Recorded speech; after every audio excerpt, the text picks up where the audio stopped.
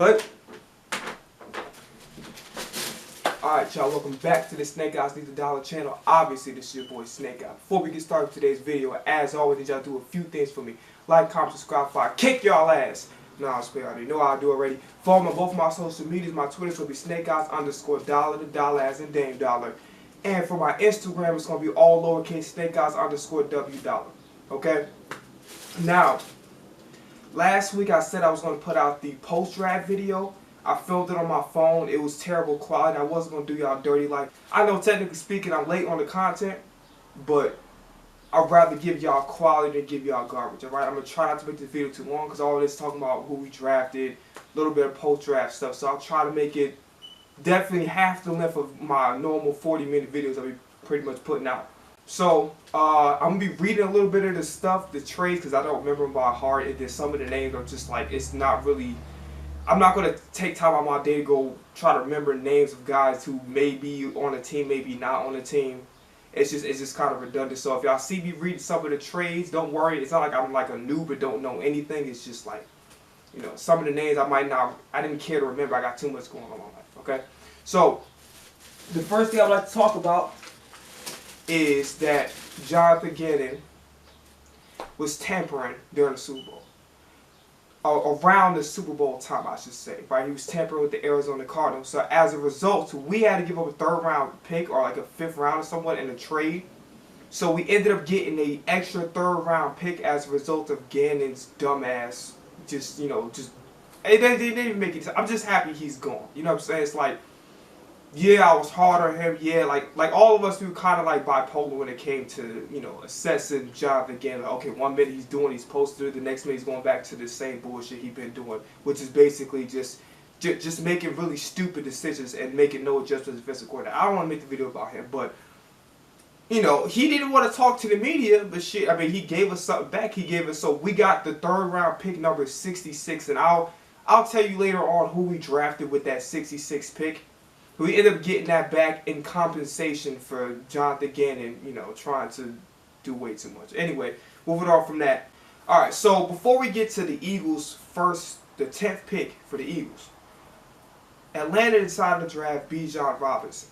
Not because they needed him on the team, but simply due to the fact, because there was rumors circulating that the GMs wanted Bijan Robinson to stay as far away from us as possible. Okay? Little do they dumbasses know. Our biggest need was not at running back, right? Rashard Penny is a really good running back when healthy. The problem is he just can't stay healthy. Kenneth Gainwell, I don't want to compare the rivals, obviously, but he reminds me of a Tony Pollard. Just give him like maybe a season or two, and I think he could legitimately become the full-time starter for the Eagles. I just think he got all the intangibles. Just in my opinion, he isn't as physical of a runner just yet. I think he needs to probably improve a little bit more in that department, but I like the trajectory of what Kenny Gainwell is headed, right? We had Trey Sermon, which we're going to talk about him a little bit later on in the video.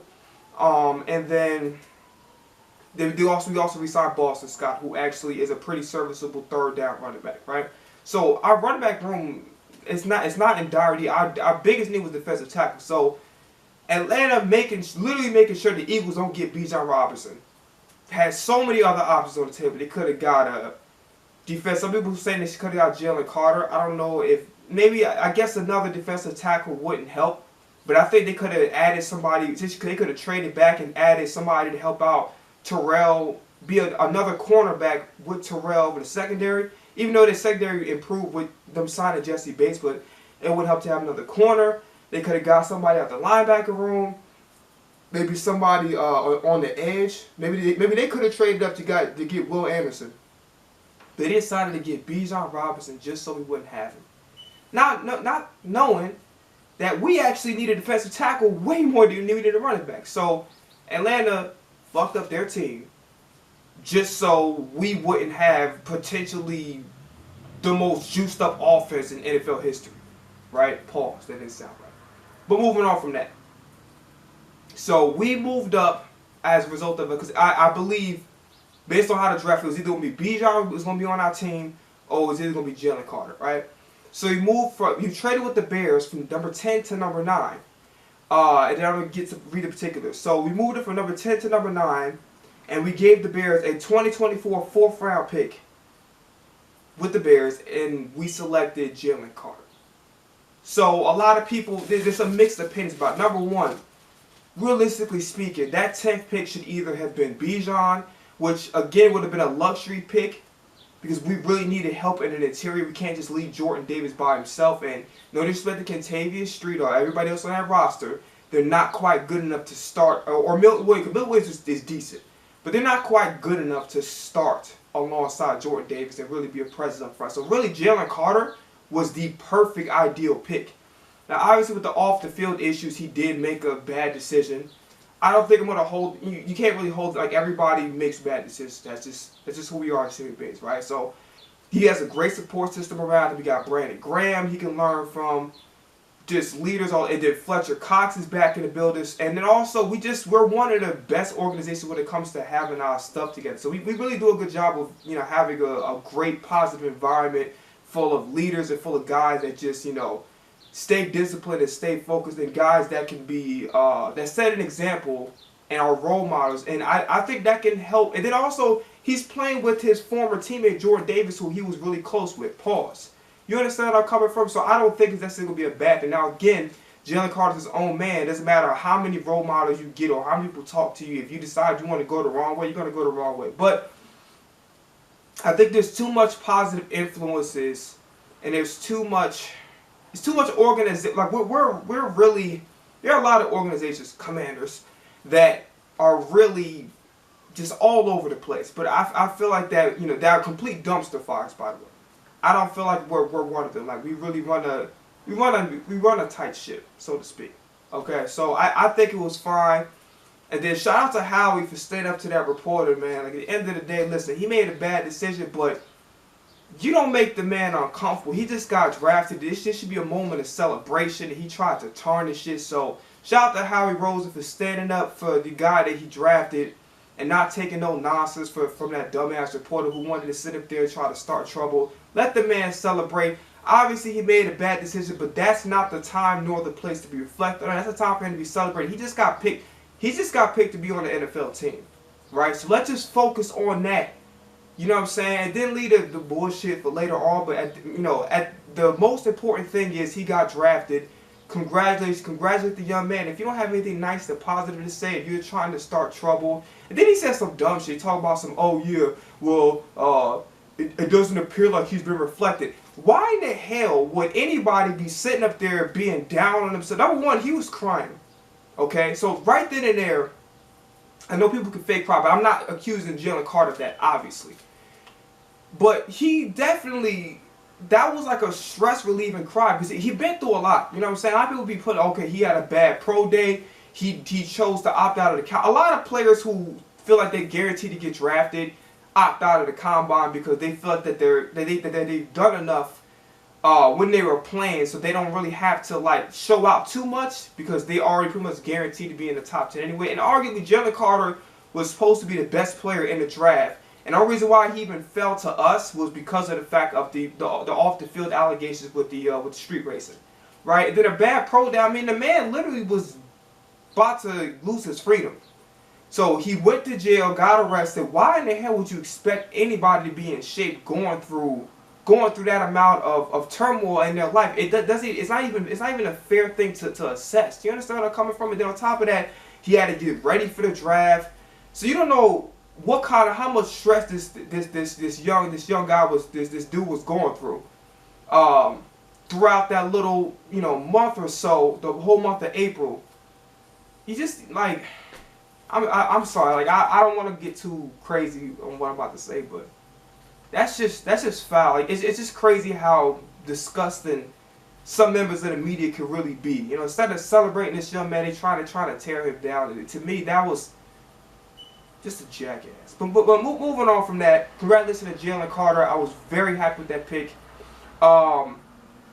Unfortunately, I wasn't able to take the day off. I had to go work that day. But I did see Jalen Carter got drafted. I was very happy. So for number 30, and I'm going to be honest with you, just looking at this draft, it's kind of crazy how last year's draft, everybody was taking the best players available and players based on need. Like everybody was stupid. Like if the team needed a safety, they was going to pick the best safety available. Nowadays, it's kind of like everybody was just, it was a very weird, like some teams were like taking what they need. Like for example, I'm very surprised the Bears didn't take that that offensive line from Northwestern. Now they got an offensive line, but I'm surprised they didn't get somebody that was homegrown. I thought that would have been a better move, but the Bears decided to go somewhere else. Whatever, right? And then the Packers picked up a linebacker, which I didn't understand why they did that. They needed a wide receiver more than anything because you lost Lazarus to the Jets because Aaron Rodgers is officially a New York Jet now. Finally, the Packers stopped playing games that gave Aaron Rodgers a pause. You lost Devontae Adams. You don't have any receivers. And then the Vikings had probably one of the worst secondaries in the NFL. They decided to add another receiver. Like, that's the reason why they're losing. One, they're losing because Kirk Cousins is not the guy. I think after this season, if he don't do anything, he don't at least fight to get to an NFC championship, you gotta cut this guy off. Because at the end of the day, like, you can't keep being mid forever. There's too many weapons on the team. Now, granted, Adam Thielen was much younger back then. The defense probably was a little bit better a couple years ago. But, you know, this team has always been solid, always been good enough to make a deep run. At the very least, he should be doing what Aaron Rodgers did with the Packers pretty much every year, which is go to the NFC Championship, and he hasn't even done that. So, you know, I'm going to be honest with you. Minnesota's going to be Minnesota. That's not my team. I don't really give a damn too much. But after the season, if Kirk Cousins don't pan out and he don't get to an NFC Championship, you got to cut this guy off. Like, I'm sorry. I know you paid him a lot of money. He damn sure is not the worst quarterback. He's just he's good enough. But he's good enough to start on the team, but he's not good enough to obviously, like, lead. The next step for the Vikings is to start competing for a Super Bowl, and Kirk Cousins is just not that guy. But we'll see what the next season holds. But I have my feelings about the situation, but I'm moving on because it's about the Eagles, right? So, yeah, the Vikings did something stupid. They got a wide receiver from USC. I thought that would have made sense. They would get the Packers should have got the Jackson guy, and the Vikings should have got either Christian Gonzalez, Brian Battle, like a corner or a safety. Like one of those two should have been their selection in the first round, right? People were upset that the Lions got another running back in the room. I completely forgot about. They got Jamar Gibbs from even saying his name correct. I'm just gonna say Gibbs because I know that much. They got Gibbs from Alabama.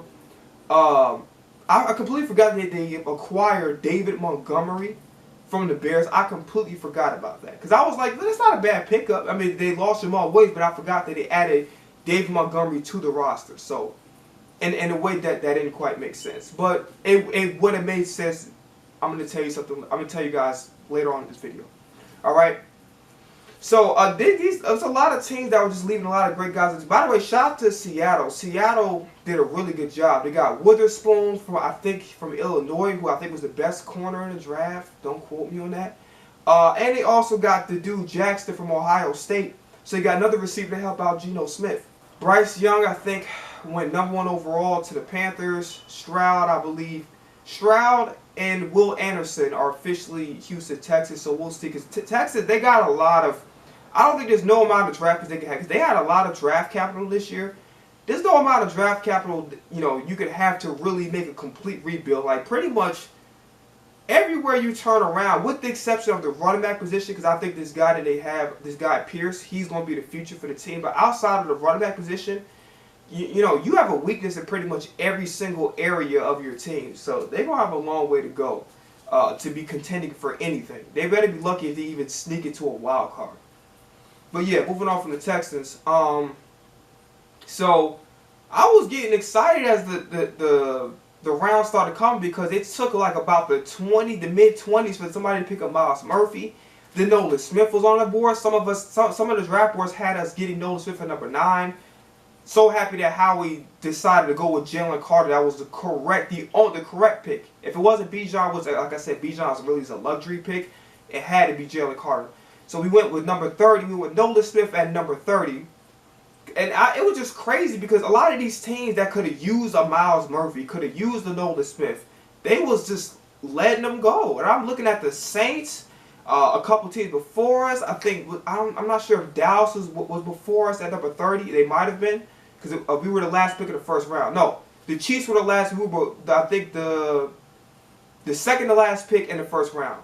So when we got Nolan Smith, I was happy as hell. Like, that was, in my honest opinion, y'all know how I felt about last year's draft when we got Jordan Davis instead of Trent McDuffie, which actually turned out to be the correct decision. I was wrong about that, and I went too far in cursing Howie out, and I apologize. So moving forward with that, that was a perfect first round. Everybody that you could have gotten. Now, obviously, Nolan Smith is a beast, and he definitely has some improvement to work on. But he has potential to be really good, and he's playing with his Georgia teammates. He's playing with Jordan Davis. Jalen Carter's now on the team. So, you know, you got some. There's going to be some players that he's already familiar, he's already cool with, and not to mention you already got a well-run organization. Like, the sky's the limit for the dude, honestly. So perfect first round in my opinion. So we're going to move on from that. Oh yeah, I gotta mention that the AJ Brown and Michael Parsons thing was hilarious. Michael Parsons talking about how he was like so sick because I mean, instead of paying Hargrave like damn near north of like $20 million, we end up getting Jalen Carter, who, if he can stay out of trouble and keep working on his craft, he can be a perennial Pro Bowler and probably one of the greatest DTs ever if he stayed focused. And then we also got Nolan Swift to pair him up with, who's basically, they call him like a similar to Hassan Reddick. But yeah, like we got some potential superstars in that first round for sure. So I was very happy with that. So I want to talk about the trade. So we had the last pick in the second round. We traded up to Texas to get the first round pick, the first pick of the third round, I should say, at 65. We got the 2023 sixth round pick at 188 and the seventh round pick 230. I obviously will reveal what those picks were as the video goes on. Okay. So at number 65, which once again that was the first pick of the third round, we got Tyler Steen out of Alabama. Very good move. We needed to walk away with an offensive lineman. And I thought it was perfect because he played left tackle for Bryce Young for 4 years. Needs to work on his balance. That's what they said. But, you know, has potential, very versatile, moves well for his side. People say that he should probably think about switching to guard.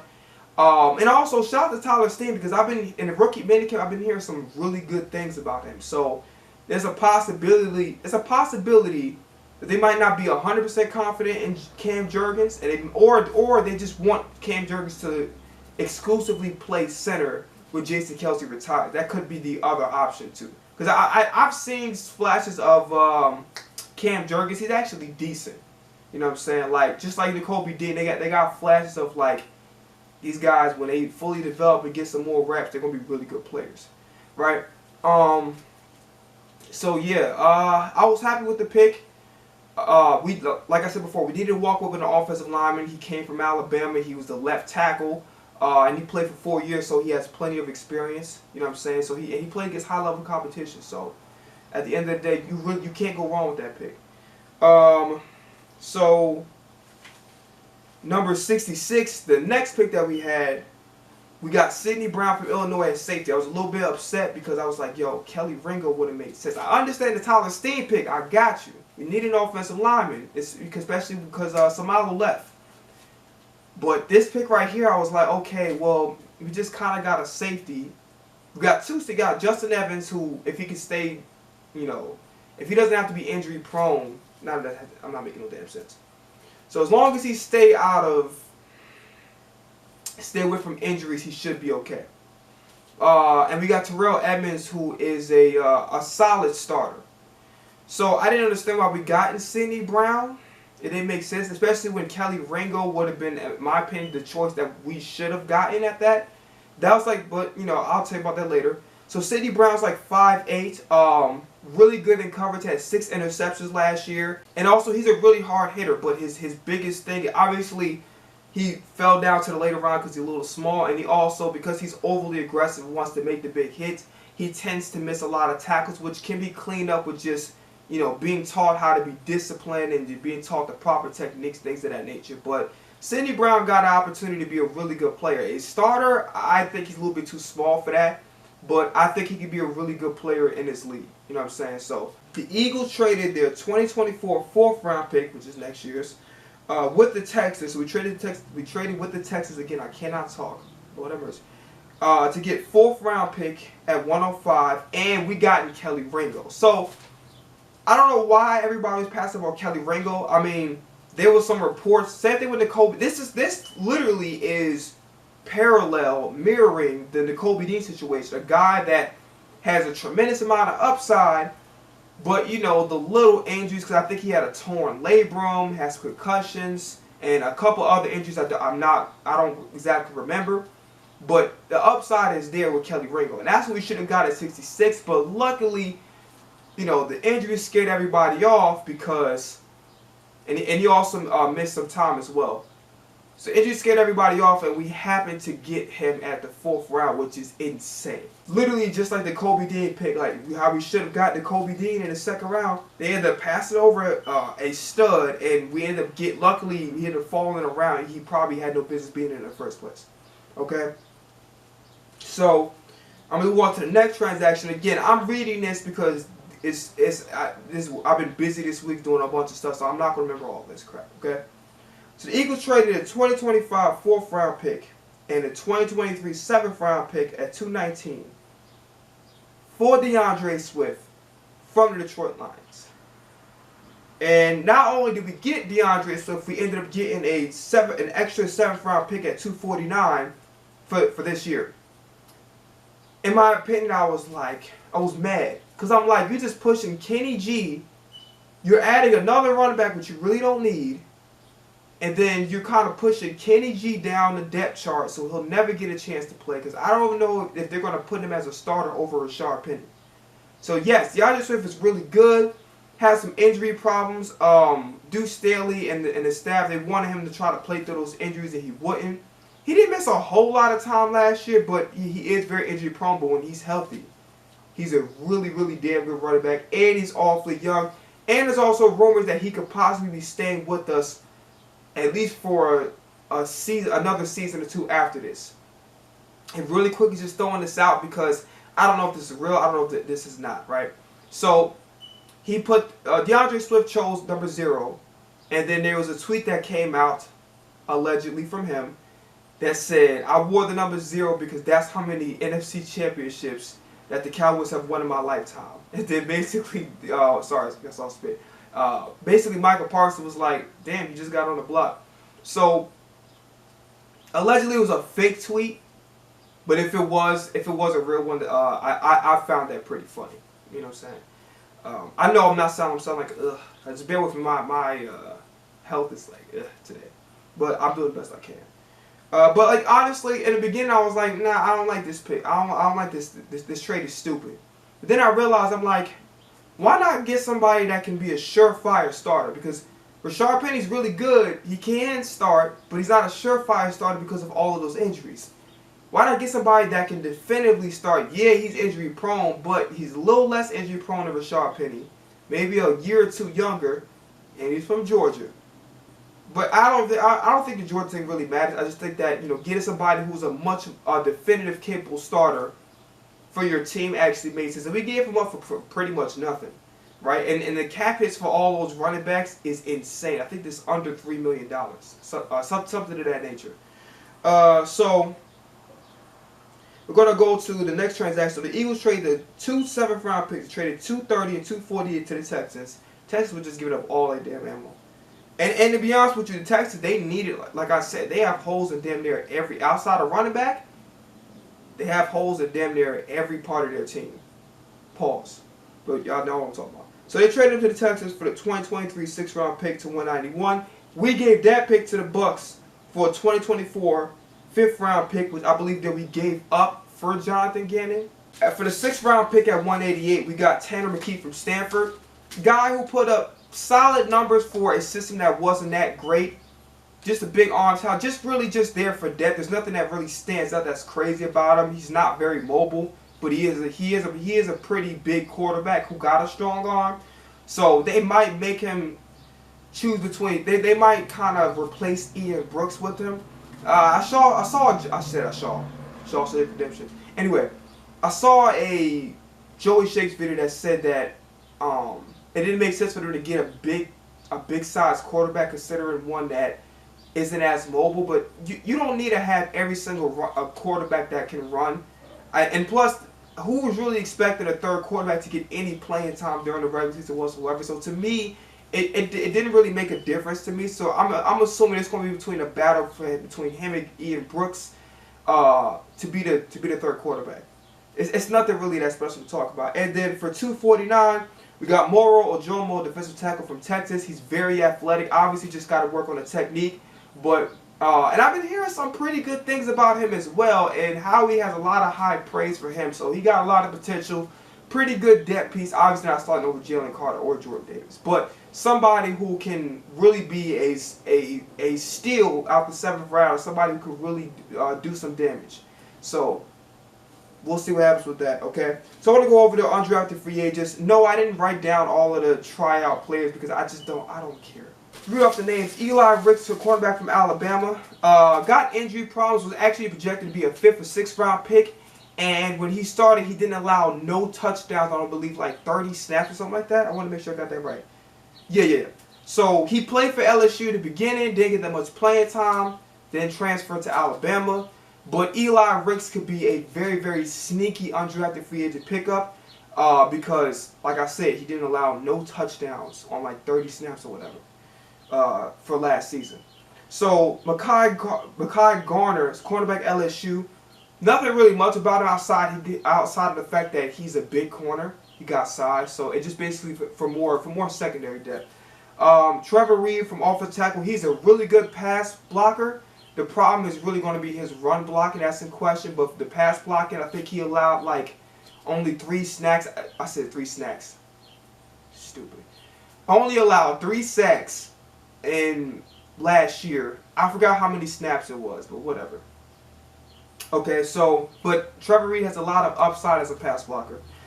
Ben Van Suman, a guy that tested really high, ran a 4.3, really high on the athletic test, but it's going to take more than, and then also he is a, hold on.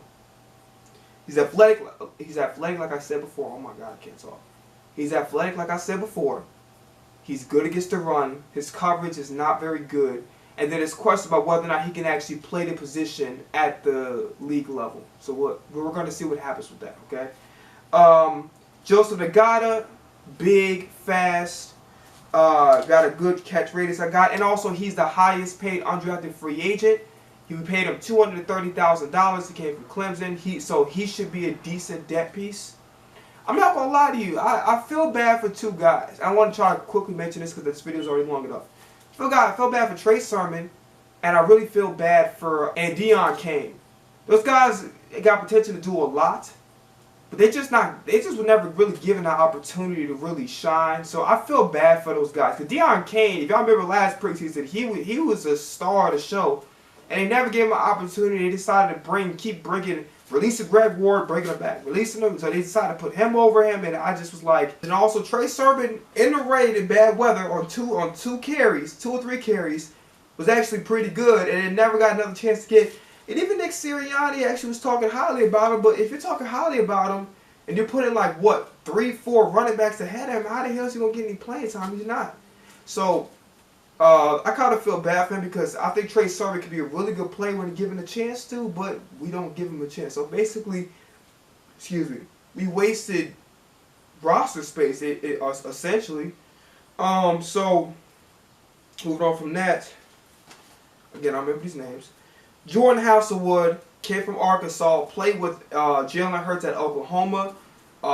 Big wide receiver, has great hands. The problem is, maybe he should continue to develop more of his route running to get separation, and also his speed is a little bit of a concern. But it doesn't hurt to have somebody in the room that's familiar with Jalen Hurts. So we'll see if he makes the roster, because I think we have to cut. If I'm not mistaken, there's a new rule that's been implemented that said we have to cut the roster down to 53 in like 1 day. So we'll see if he makes the roster. Okay, so. Moving on from that, we got Brady Russell at tight end from Colorado. Based on the numbers of keeping it real with you, he's ass. The only reason why he got a roster spot because he's a nephew of one of the Eagles staff members. That's the legit. It's nepotism at its finest. There's nothing more for me to talk about on that one. And Tyler Zettner is our last undrafted free agent. Again, like I said before, I did not care to write down the names of the guys, other guys who's trying out. I do not care. If they make the roster, I'll mention them in the next video that I make, which will be a long way from now. But I didn't care to do that. So Tyler Zettner from Kansas State, he's a punter, really good punter, and it can potentially replace Arian Cepos, who is barely even made.